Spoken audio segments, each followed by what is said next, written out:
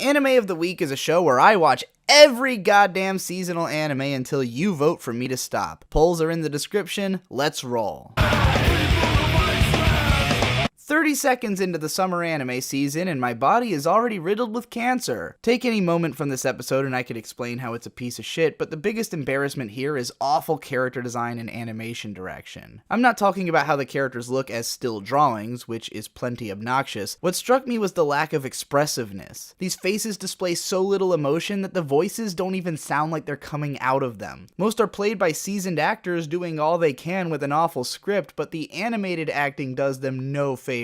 Like everything else this year, the background art is lazy and generic, striving to cover itself up with assloads of post-processing, and even that falls by the wayside after what I assume was an attempt at a tone-setting opening sequence. They're trying to convey oppressive heat and a beachside atmosphere a la KyoAni's Air, yet the art direction pales in comparison to that show from 2006. Even the big insert song is halfway accompanied by panning shots over CG waves. Gross. Mostly here is the usual visual novel setup schlock, introducing all the generic shit characters you've seen 100 million times. A hikikomori who doesn't talk but has an outgoing personality in the notes she writes. Totally new. Mysterious girl who's half the time practical and nice and the other half a riddle-speaking edgelord. Never seen that before. Clumsy Miko. Tsundere. Riveting. The rest is promises of future edge, with scenes like one wherein a character literally says out loud that he's looking for someone he has to kill in front of a police officer, and said officer just completely ignores that this is the thing which he just said. Even if we're to believe that he was mumbling, which isn't conveyed in the acting or visuals, they're the only people in the room and the officer is giving full attention to this man. But I guess he's just that inattentive, since he later loses track of the man by turning his back for like 1 second, even though they're on a beach and nothing should be obstructing his view. But enough of that, let's give some credit where it's due, shall we? This adaptation is an extremely rushed version of what is an absolutely fantastic story. With only having one core to work with, however, Studio Feel has done a tremendous job of including all the most important concepts and scenes from the VN into the adaptation. It's just a huge shame that this won't be getting 26 episodes, since everything is rushed and streamlined with 12. Visual novels are tough to adapt, yet Studio Feel and the director with the first episode have done everything they possibly can to make this show a feasible and realistic portrayal of the source material. Give the show a chance after you've read the visual novel, and you'll understand that the director really got the short end of the stick having only one core to work with. He's doing the absolute best job he can. 10 out of 10. Yeah, something tells me I probably won't give a shit about the Island visual novel, considering that it baseline includes all of the elements present here, which are all fundamentally awful. Dear Studio Feel and director Kawaguchi Keiichiro, please stop producing anything that isn't Galko-chan. All of your other work is fucking worthless.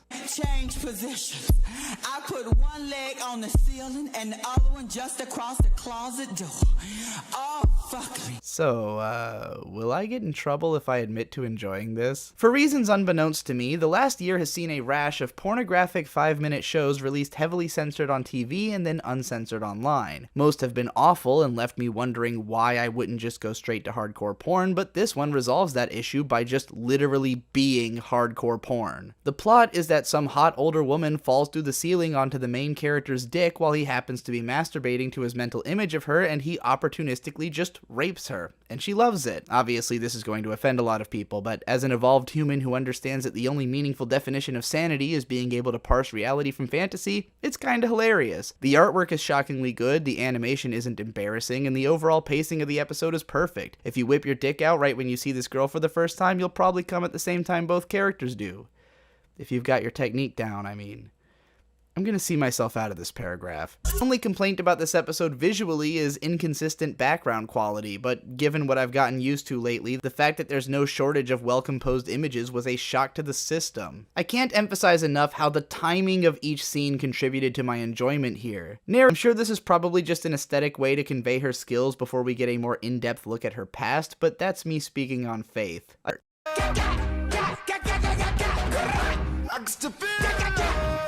Remember Upote? Probably not, unless you're a gun nut, in which case, hey, they made one for girls. Does anyone care? Is this actually for anyone? I like the dark circles under the eyes of the twins. Actually, to be honest, I could even sit through a show with these character designs if it, contained any content whatsoever. Not gonna lie, I gave up 6 minutes into this one because I know y'all ain't gonna vote for it. That shit has a 4.5 on Mal for good reason. An isekai light novel adaptation. My favorite. Actually, I didn't hate this at all. It's fine. Nothing exceptional about it, but nothing all that embarrassing either, besides an unbelievably generic setting and titling convention. Seriously, how many times can we reuse the name Demon Lord before it becomes literally impossible to remember what show you're talking about? But nah, this one passed for me simply by its lack of cynicism towards what it is. See, it's not just that the main guy goes into a game world where he's all powerful and gets all the bitches, it's that the way he interacts with and understands the game is actually helpful towards being a decent human being. Maybe he contextualizes his own kindness by way of recognizing patterns in game narratives, but that's only because good stories are true to life. The best insight into what kind of person he is comes when he comments that if he had read this girl's story in-game, he would have been cursing the developers for including such a cruel plot point, something my bleeding heart otaku friends who were always the nicest guys used to do. Granted, even this is by no means an original take, but at least it isn't shit. For once this season, the characters looked like they belonged in the backgrounds, and while nothing looked amazing, nothing looked wrong. The Monogatari-esque fanservice scenes were actually pretty hot and a fun time too. Look, I'm not saying I would have chosen to watch this show in any context other than forcing myself to follow every single seasonal until my audience tells me to stop, but this was not torture. Going by my cursory research, it seems like most of the people involved in this production are relatively inexperienced, right down to the voice actors, so maybe that youthful energy is what's protected it. We'll see. Here we've got an unexpected spin-off from the excellent over-the-top thriller game show Kaiji, using similar styles of narration and tension for the sake of comedy instead of balls-tightening drama. Conceptually, following the second-in-command of a black market loan group with a crazy-ass leader lends to some pretty funny scenarios, and Tonegawa's introduction paints him almost as an anti-hero, reminding us that most of the people who fall into debt with a group like this are dumbasses who can't control their own lives. I can't say there was anything in this first episode which I haven't seen done similarly and better in Gintama, but it was okay. Having said that, holy fuck, it is ugly. Fukumoto's art style obviously isn't for everyone, and even the original show wasn't exactly animated all that well, but at least the artwork was detailed and the backgrounds were okay. Tonegawa is well below the bar that Madhouse previously set for themselves, as evidenced by the minutes-long Kaiji recap which opens this episode in the first place. Can we please get a new show this season that isn't visually upstaged by 12-year-old genre predecessors? Once upon a time, in the magical land of Equestria. One fateful day, the younger unicorn refused to lower the moon to make way for the dawn. The elder sister tried to reason with her, but the bitterness in the young one's heart had transformed her into a wicked mare of darkness, Nightmare Moon. It's an isekai about a girl saving 100 pretty boys. I actually kinda dig the dreamlike impressionistic artwork. That said, I stopped watching after this sound effect.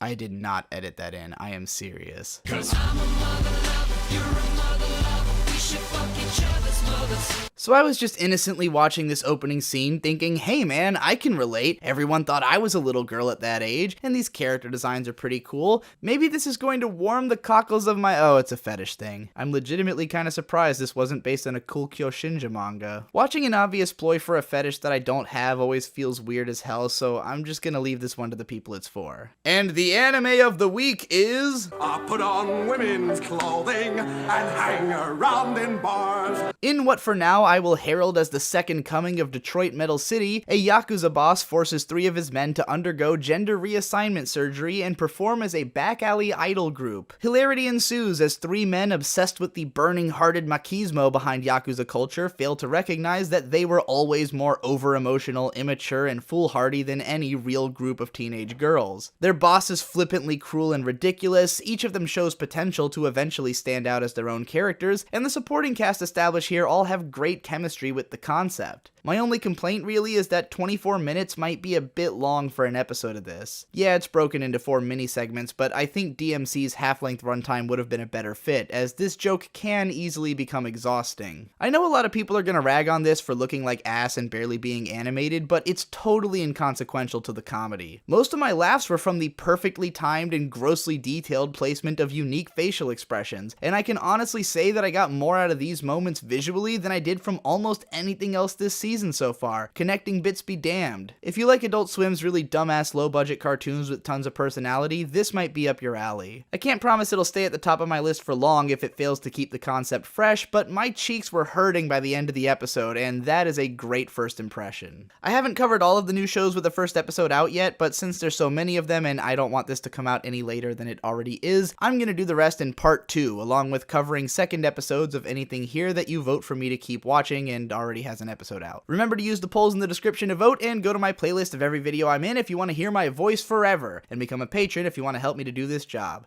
Thanks again for watching, I'll see you in the next one.